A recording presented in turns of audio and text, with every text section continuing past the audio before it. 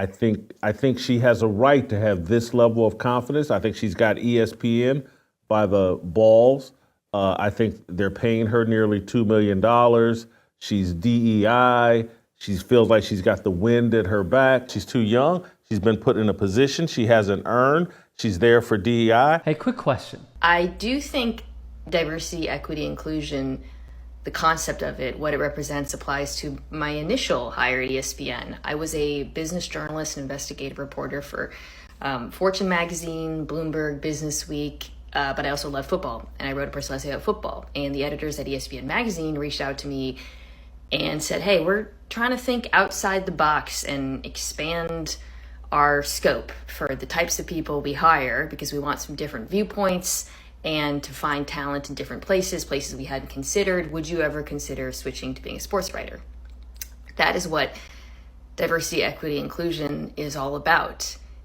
It's been twisted into a slur, frankly. It's been derogative to say people are unqualified, when in fact, it's to find people who are actually qualified but haven't been considered or given the opportunities. Why does the right wing continually attack ESPN's Mina Kimes? So ESPN and others reported today that the Department of Defense, amidst an ongoing effort to purge government mentions of diversity, equity, inclusion, removed a website honoring Jackie Robinson's military service. It has since been restored, and their spokesperson, the Pentagon press secretary, said this: we do not view or highlight people such as Robinson through the prism of immutable characteristics such as race, amongst other things.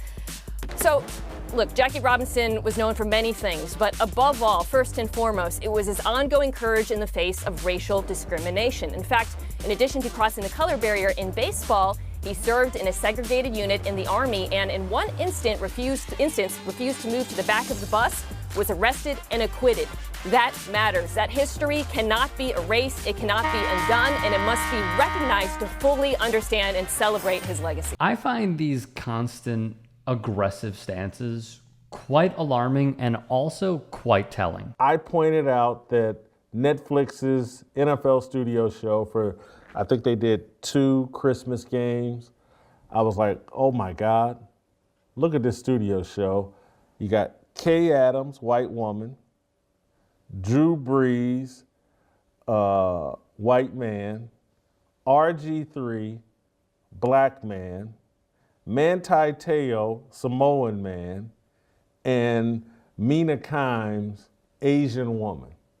I was like, this is full-blown DEI. This is Netflix's wet dream fantasy. They must be quite pleased with themselves. And so it was all a setup so that the Asian woman, Mina Kimes, could pretend to be the brightest football mind in all of football. And she'll read it. And she'll repeat all of these football talking points. And what Mina Kimes is she's the Siri of football. She's Siri. She's inauthentic. We live in an era where people are craving authenticity, and Netflix gave us none on Christmas with their football DEI panel show. First off, calling her Siri is not an insult. When you want to know something, you go to the source. Siri is providing the source. It's quite literally a digital encyclopedia. How is this a negative? That is wild to me. You know what her problem is? She's too smart. You know what her problem is? She just knows too much. And you know what? She's DEI. I'm going to say something, all right?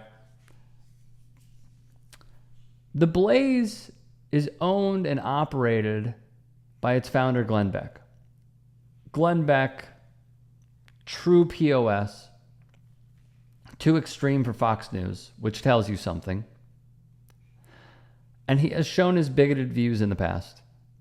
Considering the lineup that they have on that network, has it occurred to Jason Whitlock that maybe he's DEI for the Blaze? Has it ever crossed his mind? Probably not.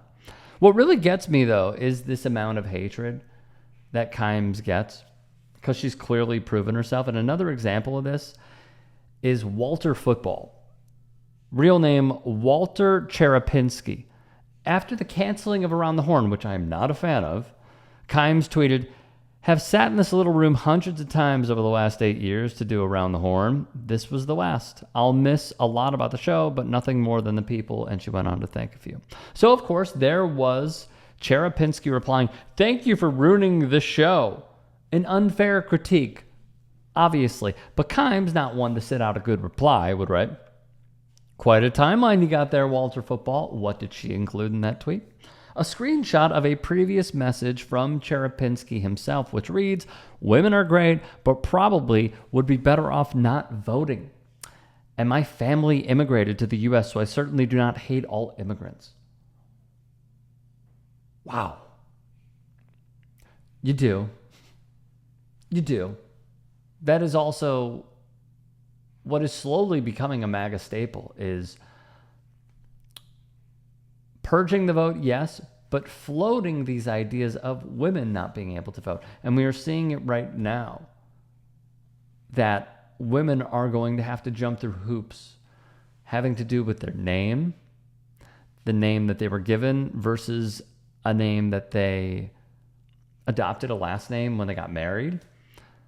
And this is happening in real time. So none of this is at all surprising. It's more surprising that it's coming from a football source.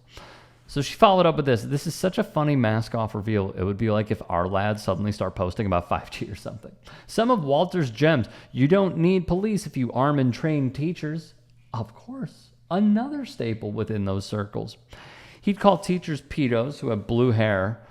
I wonder, has he said anything about the president and his ties to APEDA? On his official site, he wrote, "If you're wondering about my stance on abortions, well, it's a tough subject, but ultimately I've decided that I'm against it for one reason."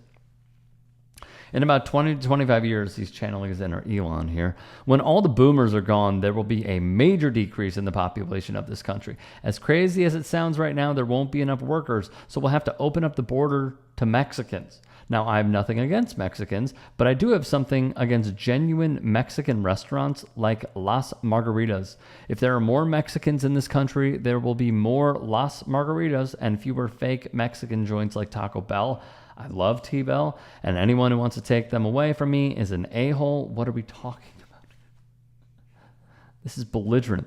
So we need to stop abortions so that we have more domestic workers in 20 years and, as a consequence, more T-Bells.